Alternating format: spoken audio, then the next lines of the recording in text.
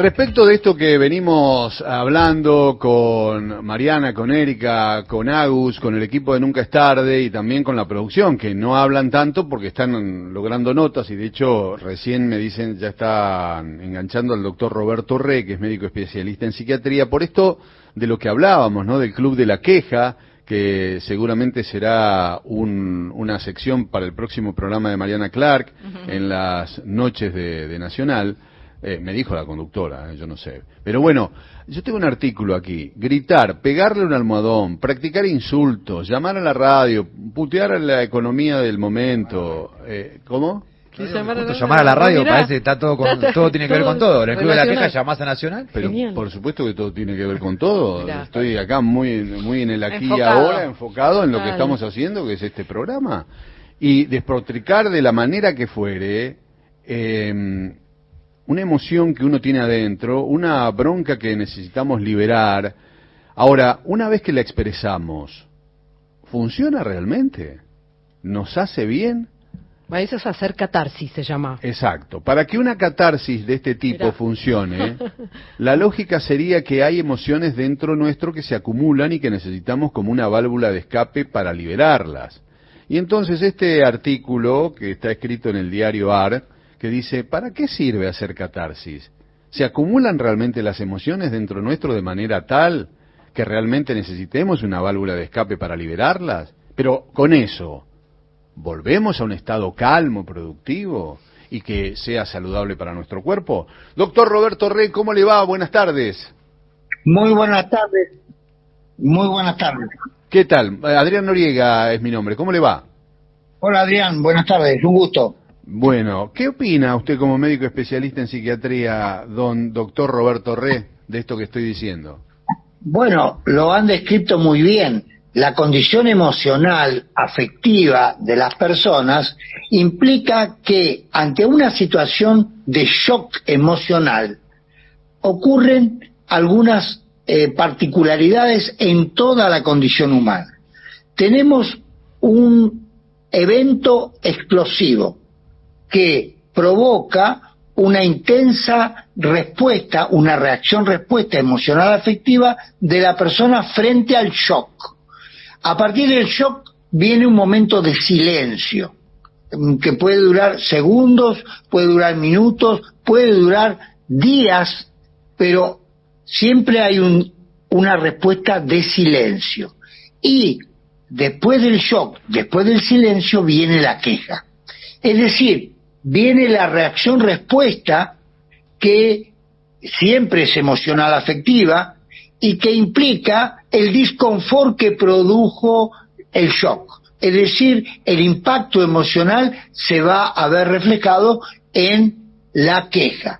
De la queja, como ustedes bien habían descrito, es decir, de la queja se sale de dos formas. Se sale a través de la catarsis, es decir, me libero con la misma queja, y la catarsis en sí no provoca más que una descompresión emocional afectiva. Catarsis, es decir, de abajo hacia arriba, yo me libero, pero sin ningún tipo de cambio. La segunda alternativa es que después de la queja yo puedo reaccionar de otra forma, es decir, utilizo la queja, utilizo el disconfort, utilizo, podríamos decir, la reivindicación afectiva y emocional, pero después de eso hago una pausa de reflexión y entiendo cuál ha sido el motivo de mi disconfort y a partir de ahí, ya no como catarsis, sino como un proceso de elaboración habitualmente racional y afectivo, porque la catarsis en sí puede ser ilógico e irracional, mientras que paso de lo ilógico y lo irracional a un proceso cognitivo, por supuesto valorativo, y entonces sí me sirve la queja, me sirve la catarsis para entender lo que pasó y a partir de ahí comprender la profundidad y ver en qué medida posible puedo ayudar al cambio. Ahora bien, para pasar en limpio esto, usted me dice, a ver si yo interpreté bien o si no, corréjame. La queja por sí y el fenómeno físico que se produce de aumento de adrenalina, aumenta el cortisol, todo ese sistema de defensa, claro.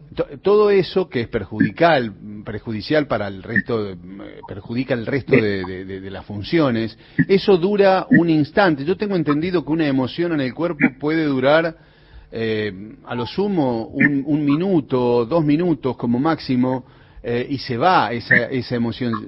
Estamos hablando de la bronca, de la ira, de la protesta, que claro, tiene distintos estadios, porque no es lo mismo una queja telefónica o un bufar y decir, o romper algo, o querer agarrarse a trompadas con otro. O sea, hay digamos, una diferencia muy importante, porque si uno pasa de la queja a la agresión, en cualquier tipo de agresión, uno puede recibir del otro lado otro tipo de agresión aún más fuerte, y esa emoción que dura 1 o 2 minutos, según mis conocimientos, ¿no? Las emociones duran 2 minutos a lo sumo en el cuerpo, esa emoción se va y uno la puede extender solo porque ha tenido una conducta, digamos, que no ha podido dominar, ¿no? Efectivamente. Emoción viene de un vocablo latino que significa emovere, lo que se mueve dentro, claro, lo que mueve y conmueve a la persona, y es fugaz, como bien usted lo dice, y puede durar unos segundos. Pero cuando la emoción se hace crónica, se llama sentimiento. Es decir, cuando una emoción perturbadora persiste en el tiempo, ya no es más fugaz, claro, sino que se consolida como un sentimiento, y algunas veces como odio y rencor. Entonces, pero uno puede intervenir, doctor, hay que definir. Doctor, pero ahí uno tiene la posibilidad de intervenir en el pensamiento, porque lo que extiende y transforma en sentimiento una emoción es la estructura mental, y claro, y si uno pudiese intervenir allí, por ejemplo, con algo que nosotros conocemos mucho, que es la meditación, la respiración, el mindfulness y demás, uno podría intervenir para disipar eso. Es correcto, pero también la emoción se puede transformar. Se pueden transformar el sentimiento, pero también la emoción se puede transformar. Ajá. Y esto porque en realidad cuando usted describe el cortisol y la adrenalina y todo lo que de alguna forma se libera con la emoción violenta, está describiendo un gran cuadro de distrés, es decir, claro, un distrés sobreagudo. El distrés sobreagudo también se puede modificar para que eso no ocurra. Es decir, si yo tengo una situación que me genera violencia, yo puedo actuar con violencia, pero puedo también cancelar la violencia. Es decir, no puedo llegar a lo que se llama el cono de violencia, porque evidentemente anteriormente puedo controlar la emoción. ¿Y cómo gestiona, doctor? ¿Cómo gestiona usted el distrés? ¿Cómo se puede hacer? El distrés es preventivo, se puede prevenir. En la medida que nosotros realizamos procesos educativos, en donde el proceso educativo también está relacionado con la paz, con la respiración, con la relajación, distintos tipos de respiraciones, distintos tipos de contenciones personalísimas, para que la persona no llegue al acto violento o no llegue a la queja violenta, que en última instancia va a ocurrir como un proceso de falta de educación, de falta de control de los impulsos. Evidentemente, el control de los impulsos se puede lograr, pero se necesita entrenamiento y, por sobre todas las cosas, educación. En Red Sanar esto le llamamos psicoeducación. Doctor, estábamos en un tema que la Organización Mundial de la Salud apunta como de los más pandémicos en el año 2030, inclusive superando los problemas cardiovasculares, y tienen que ver con los problemas asociados a la mente, la depresión, los problemas anímicos, ni hablar de patologías ya más conocidas por ustedes los psiquiatras desde hace mucho tiempo, ¿no? Entonces, por eso es que estamos hablando de esta gestión del enojo, y para qué sirve la catarsis, y para qué sirve protestar, si es que sirve, ¿no? Doctor, ¿sirve o no sirve? Claro que sirve, claro que sirve. El enojo también sirve. El enojo es una reacción-respuesta normal de una condición biológica animal, pero también la indignación es una reacción-respuesta propia de la mente y tiene que ver un poco con situaciones que impactan en la persona, sobre todo a nivel de la justicia. Es decir, provoca la injusticia, provoca una reacción-respuesta muy negativa en la persona. Estas situaciones son, podríamos decir, esperables en la condición humana. Ahora, lo mismo que el conflicto. Ahora, en la medida que el conflicto, en la medida que el enojo, en la medida que la injusticia, yo puedo utilizar recursos adecuados que siempre son provenientes de la educación, evidentemente voy a poder cristalizar, voy a poder realmente utilizar este enojo para encauzar una determinada queja, para encauzar una determinada injusticia, para encauzar derechos que de alguna forma pueden estar vulnerados en las personas, en las organizaciones, en los pueblos. Pero el enojo en sí, como diríamos al principio, la catarsis en sí, es un estado de estrés, es un estado de rabia que se semeja más a una especie de rabia, podríamos decir, inherente a lo estrictamente biológico, inherente a lo estrictamente antropológico, con una presencia más de una relevancia animal. En cambio, lo antropológico superior implica que utilizamos esa queja para, de alguna forma, canalizar una determinada conquista, para canalizar un determinado derecho que de alguna forma queremos defender o queremos de alguna forma modificar. Sí, que hay que ver qué argumento tiene social en ese tiempo de la sociedad, ¿no? Porque ese supuesto derecho o esa supuesta verdad seguramente está instalada en un pensamiento, y a veces los pensamientos están condicionados por el entorno, por el ámbito, no necesariamente está apoyado sobre un punto coherente, sino que responde a veces a otros mandatos sociales de la época, ¿no? Claro que sí, porque en realidad en la diversidad hay tantas verdades como puntos de vista, y en la diversidad no tenemos que tener miedo al conflicto. Al contrario, el conflicto es para ser resuelto. Ahora, ¿de qué forma vamos a resolverlo? Siempre con patrones de resolución de conflicto. Doctor, por eso, sí. Discúlpeme, usted antes soy Mariana Clark, ¿cómo le va? Hola, antes había nombrado una palabra que me quedó dando vueltas y que tiene que ver con todo lo que estamos hablando, que es la psicoeducación. Claro. ¿A partir de qué edad y cómo hacemos para educarnos, para educar a los chicos en esto que me parece tan importante y tan determinante, que es la psicoeducación, porque tiene que ver nada más ni nada menos que con los vínculos y el manejo de las emociones, que es lo que nos va a acompañar durante toda la vida? ¿Cómo hacemos con esto? ¿Cuándo hay que empezar y cómo?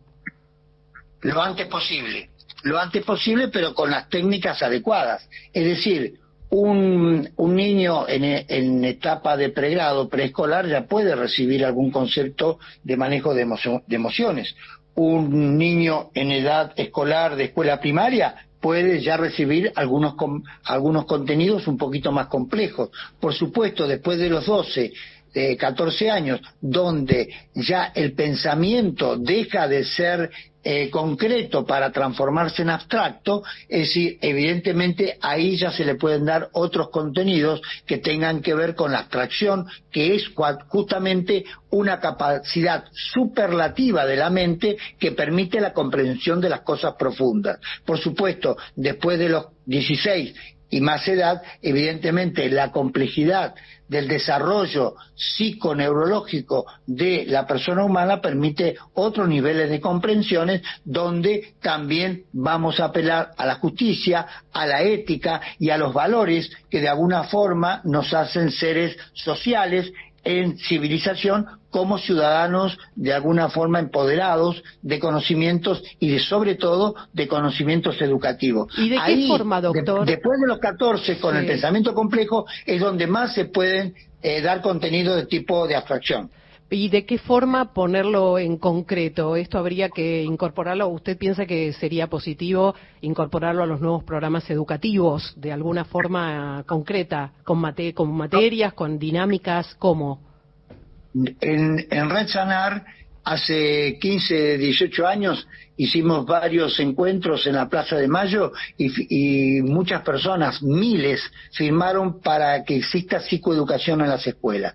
Es decir, esta es una materia pendiente dentro de la educación que permite manejo de emociones, manejo de contenidos racionales versus irracionales, que permiten ayudar al estudiante en los distintos niveles a la comprensión de un pensamiento socrático, de un pensamiento griego, como ustedes estaban relatando en relación con esto. Es decir, el pensamiento es hijo de Occidente y este tipo de pensamiento occidental puede de alguna forma ser estimulado a partir de solo sé que no sé nada. El gran Sócrates hace 2500 años ya estableció un principio de humildad en el conocimiento, un principio en donde nadie es poseedor de la verdad y todos somos pasibles de estar entrenados desde el momento mismo donde empieza la vida hasta los últimos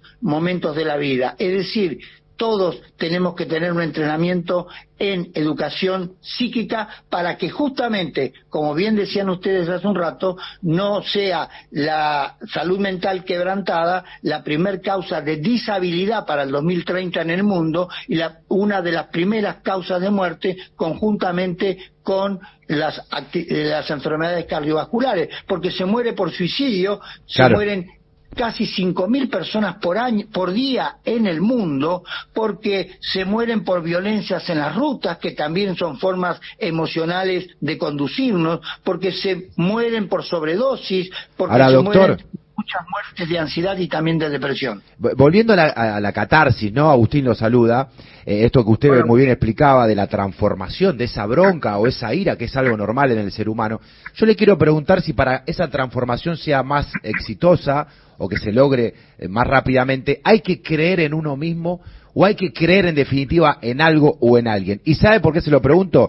Porque hoy juega River, por ejemplo, no un partido muy importante de Copa. Hace una semana perdió feo, la gente hizo una catarsis tremenda, los hinchas obviamente que se sacaron primero esa bronca, y a medida que pasaron los días por creer en este caso en Gallardo, ha cambiado absolutamente. Ayer hubo un banderazo tremendo y nunca en la historia un equipo pudo dar vuelta un resultado de esta magnitud en una semifinal, pero hoy la gente de River cree. Y ha podido cambiar y transformar esa bronca y esa catarsis en creer e ilusionarse. El sistema de creencias subyace en toda mente y en toda condición humana afectiva, pero también intelectual y volitiva. El sistema de creencias anida en creer o en no creer inclusive. Algunas civilizaciones se organizan a partir de un sistema de creencias espiritual o religioso. Claro. Otros se articulan a través de valores y otros, como en el mundo moderno, se articulan a través de algoritmos, que son sistemas, como las computadoras para poderlo comprender, son sistemas complejos que nos permiten una secuenciación de ideas que unas a otras se van desarrollando en un sistema de forma de pensar y como diríamos, como creencias que nos exponen a reiterar un mismo sistema de pensar. Este algoritmo puede ser no modificado en personas que no quieren modificarlo, pero puede ser modificado en la medida que al algoritmo le vamos agregando otros ladrillos de conocimiento, otros esquemas de conocimiento. Por eso, en la medida que le agregamos esquemas a las creencias y esquemas que permiten una amplitud de la mente, open mind, dice en lengua inglesa, en la medida que abrimos la mente, vamos a ir agregando nuevos ladrillos de conocimiento. Y de la misma forma que el ADN se enriquece con nuevos ladrillos y nuevas neuronas en el campo neurocientífico, el conocimiento también nos permite el desarrollo de nuevos ADN, de nuevas expresiones del gen que van a generar un hombre, una mujer mucho más educado, mucho más adaptado a una realidad humana, es decir, mucho más libre y por supuesto capaz de superar esclavitudes y buscar el objetivo que es un estilo de vida sano y la felicidad que, aunque parezca una quimera, es posible en la medida que la sustentamos en valores. Bien, por último, doctor, y de la manera más sintética que pueda, estaba pensando mientras lo escuchaba en un colega suyo, en Brian Weiss, un médico psiquiatra estadounidense que era muy ortodoxo, hasta que, no sé si leyó el libro de su colega Brian Weiss, En muchas vidas, muchos maestros. Sí. Bueno, él a través de la hipnosis cambió su forma de creencias respecto de lo que es tangible y lo que es intangible, incomprobable, como por ejemplo puede ser la física cuántica, la metafísica. El otro día, le mezclo las dos cosas, porque el otro día estuvo acá un científico también muy riguroso que trabaja con la parte más física de donde usted también trabaja, un neurocirujano, el doctor Lilik, que estuvo aquí sentado en mi mesa hace no mucho tiempo, y él daba cuenta de que solo conocemos el 15% del cerebro, tanto de adentro como de la parte intangible, que es la que usted trabaja, que tiene que ver con la psiquis. La pregunta es, ¿le deja margen usted en que en los próximos años, a través de la neuroplasticidad, la neurociencia, inclusive la física cuántica, cambien muchos paradigmas de lo que hoy usted también cree como psiquiatra? Estamos cambiando más rápido de lo que creemos. Justamente el mundo inconsciente, el mundo de la mecánica cuántica, nos pone de relevancia justamente estos aspectos que tienen que ver con el algoritmo, tienen que ver con el inconsciente, tienen que ver con que de alguna forma tenemos que aprender a desarrollar la mente y el cerebro, potenciando justamente las potencias de la mente. La mente es infinita en calidades de potencias, pero en la medida que podemos agregarle valor agregado, valga la redundancia, vamos a generar una riqueza asociada. Es decir, el niño, a través de la plasticidad neuronal, como usted muy bien dice, la creación de nuevas redes neuronales, de nuevas neuronas, de desarrollo de plasticidad a través del desarrollo de lo genético puro, pero también adaptándose no solamente a lo genético, sino a lo interior, sino también al exterior. Es decir, somos una mezcla de interioridad, pero también de apertura al mundo. Y aprendemos de las cosas de adentro, incluyendo del inconsciente, pero también del mundo exterior. Por eso tenemos vida existencial y vida insistencial, y ambas de alguna forma tienen que estar en equilibrio. El hombre y la mujer que logran equilibrio intrapsíquico y, por otro lado, en el mundo, es decir, exteriorizando esa realidad, puede llegar a encontrar lo que más el hombre anhela, que es la paz interior. Doctor Roberto Re, muchas gracias por su tiempo, muy amable. Gracias. Hablamos con el médico especialista en psiquiatría, el doctor Roberto Re.